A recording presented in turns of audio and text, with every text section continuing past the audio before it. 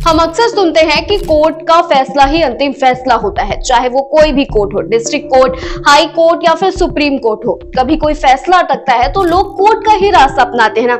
लेकिन जरा सोचिए, अगर संसद कह दे कि हमें वो फैसला मंजूर नहीं तो क्या होगा?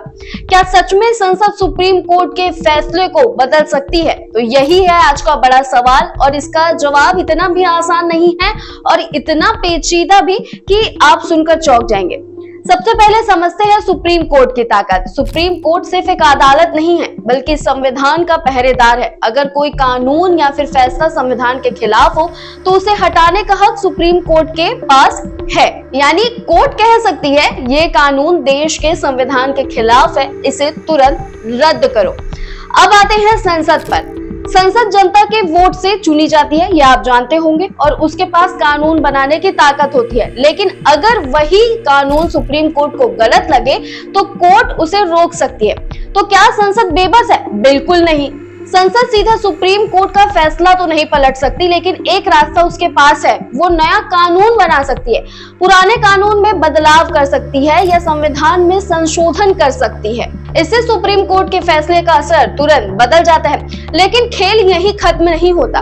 1973 के केशवानंद भारती केस में सुप्रीम कोर्ट ने एक लाइन खींच दी, संसद संविधान बदल सकती है लेकिन उसकी आत्मा यानी बेसिक स्ट्रक्चर को नहीं छू सकती। अब जानते हैं इस बेसिक स्ट्रक्चर में क्या आता है? लोकतंत्र, न्यायपालिका की स्वतंत्रता और मौलिक अधिकार। संसद अगर इनसे छेड़छाड़ करेगी तो सुप्रीम कोर्ट फिर से दखल देगा। भारत के इतिहास में ये संसद मानम सुप्रीम कोर्ट कई बार हुआ है। आपको एक एग्जाम्पल के जरिए समझाते हैं। 1975 में इंदिरा गांधी केस।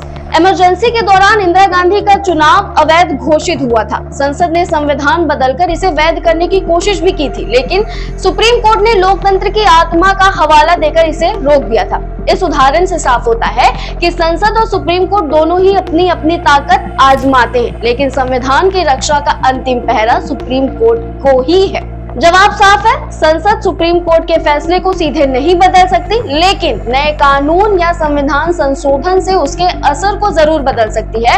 और फिर सुप्रीम कोर्ट देखता है कि ये बदलाव संविधान की आत्मा को तो नहीं तोड़ रहा। यानी लोकतंत्र की गाड़ी के दो पहिए हैं, संसद और सुप्रीम कोर्ट। अगर कोई एक ज्यादा ताकतवर हो जाए तो गाड़ी पलट जाएगी। अब आप बताइए, आप क्या सोचते हैं? क्या ये सही है? कमेंट में अपनी राय जरूर लिखिएगा और वयम भारत को जरूर सब्सक्राइब कीजिए।